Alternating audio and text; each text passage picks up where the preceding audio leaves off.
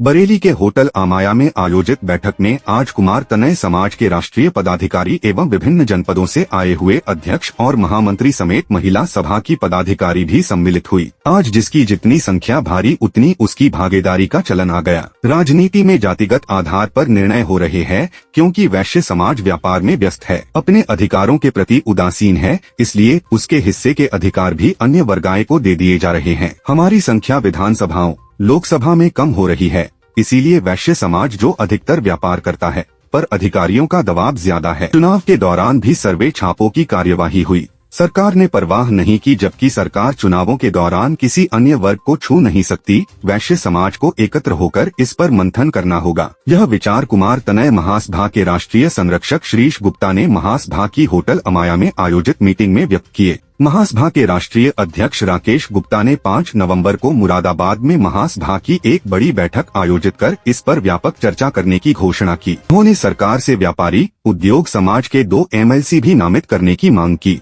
Meeting में महामंत्री जीवेंद्र प्रकाश ने सारे दायित्वों की घोषणा की। मुख्य संयोजक पराग गुप्ता को संयोजक, राजीव गुप्ता एवं अमर वैश्य को सह संयोजक नियुक्त किया। इस अवसर पर एक पत्रिका भी निकालने का निर्णय लिया गया। स्वजातीय समाज की प्रतिभाओं को सम्मानित भी किया जाएगा। कार्यक्रम में प्रदेश सरकार के मंत्री नंद गोपाल गुप्ता नंदी, कपिल देव अग्रवाल समेत देश और प्रदेश के विभिन्न सजातीय मंत्री शिरकत करेंगे। मीटिंग में राजेश गुप्ता, अमित गुप्ता, अरुण वैश्य, आशिमा गुप्ता, सुनीत गुप्ता, चंद्रप्रभा गुप्ता, प्रज्ञा वैश्य, सुरेश गुप्ता, सुनील वैश्य, राकेश गुप्ता, डॉक्टर आशीष गुप्ता, अनमोल गुप्ता, निखिल गुप्ता, राजहंस गुप्ता, पराग गुप्ता, राजहंस, राखी वैश्य, रेखा वैश्य, सोनिका गुप्ता आदि ने भाग लिया। अनुसूचित जाति और जनजाति आरक्षण को लेकर सुप्रीम कोर्ट के फैसले के खिलाफ देश भर के विभिन्न संगठनों ने आज भारत बंद का आह्वान किया है। इसी क्रम में आज बरेली में भी बहुजन समाज पार्टी और आजाद समाज पार्टी के कार्यकर्ता एवं पदाधिकारी ने काफी संख्या में एकत्रित होकर दामोदर स्वरूप पार्क में विरोध प्रदर्शन किया। भारत बंद के ऐलान को देखते हुए पुलिस प्रशासन भी अलर्ट दिखाई दी। दामोदर स्वरूप पार्क के आसपास भारी पुलिस फोर्स तैनात की गई। मौके पर सिटी मैजिस्ट्रेट CO फर्स्ट समेत पुलिस के अधिकारी मौजूद रहे। बरेली में मंगलवार को शाही निवासी युवती शब्बो की शहर के होटल में हत्या का मामला सामने आया था।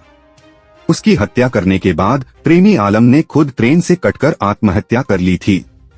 बुधवार को इसी तरह की एक और घटना चर्चा में आई है। रामपुर के थानागंज क्षेत्र के संजनी नगर निवासी सोफिया का शव कैंट थाना क्षेत्र में रेलवे ट्रैक पर मिला। सूचना पर पहुंची GRP बरेली ने शव सील कराया। सोफिया की मां अंजुम खातून व परिजनों ने रामपुर से आकर शव की शिनाख्त की। अंजुम ने बताया कि 1 साल पहले पड़ोस के रहने वाले गुलाब के साथ सोफिया की शादी हुई थी। फिर सोफिया का तलाक हो गया था। बाद में सोफिया की दोस्ती पीपल घेर निवासी तंजीम के साथ हो गई थी। दोनों फोन पर बात करते थे। कल दोपहर 12 बजे वह प्रेमी तंजीम से मिलने के लिए घर से निकली थी। उसके बाद सोफिया घर नहीं पहुंची। उसके घर वालों ने खोजबीन शुरू कर दी। बुधवार सुबह बरेली जंक्शन GRP थाने से सूचना मिली कि सोफिया का शव ट्रेन से कटा मिला है। पुलिस ने शव पोस्टमार्टम के लिए भेज दिया। मां और भाई ने तंजीम पर सोफिया की हत्या का आरोप लगाया है। बरेली में एक युवती को उसके प्रेमी ने जीना दुश्वार कर दिया है। युवक उसे 2 साल से परेशान कर रहा है। उससे 10,000 रुपए भी ले चुका है। दोबारा रुपए मांगने पर उसने सरेराह प्रेमिका को थप्पड़ जड़ दिया। जब युवती ने उसकी शिकायत पुलिस से करने को कहा तो उसने युवती को जान से मारने की धमकी दी। युवती ने युवक के खिलाफ थाने में रिपोर्ट दर्ज करा दी है। थाना कैंट के कांधरपुर में रहने वाली युवती ने बताया 2 साल से वहीं का रहने वाला युवक उसका पीछा कर रहा है। रास्ते में रोककर उससे बात करता है और डराता है। युवक ने उससे कुछ दिन पहले डरा धमकाकर 10,000 रुपए ले लिए। 2 अगस्त को वह दोपहर के समय सामान खरीदने बाजार जा रही थी, तभी युवक ने उसे रोक लिया। उससे रुपए मांगे। जब उसने रुपए देने से इनकार किया तो उसने सरेराह युवती को थप्पड़ जड़ दिए। युवती ने उसकी शिकायत पुलिस से करने को कहा तो युवक ने उसे जान से मारने की धमकी दी। कुछ देर बाद युवक अपने 3 साथियों को साथ लेकर युवती के घर पहुंच गया। चारों युवकों ने युवती के घर वालों के साथ गाली गलौच और मारपीट की। युवती ने इस मामले में युवक के खिलाफ रिपोर्ट दर्ज कराई है। बरेली में एक महिला के साथ उसके देवर ने पति की गैर मौजूदगी में दुष्कर्म का प्रयास किया। विरोध पर उसे जान से मारने की धमकी दी। इस मामले में महिला ने देवर के खिलाफ गंभीर धाराओं में रिपोर्ट दर्ज करा दी है।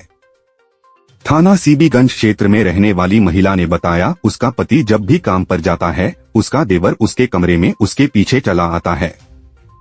उसके साथ कई बार उसने दुष्कर्म का प्रयास किया। मंगलवार की सुबह उसका पति घर पर नहीं था। तभी मौका पाकर उसका देवर उसके कमरे में घुस आया और उसके साथ दुष्कर्म का प्रयास करने लगा। जब उसने विरोध किया तो उसके साथ मारपीट की। शोर मचाने पर वह उस समय महिला को जान से मारने की धमकी देते हुए चला गया। महिला ने देवर के खिलाफ थाना सीबीगंज में गंभीर धाराओं में रिपोर्ट दर्ज कराई है।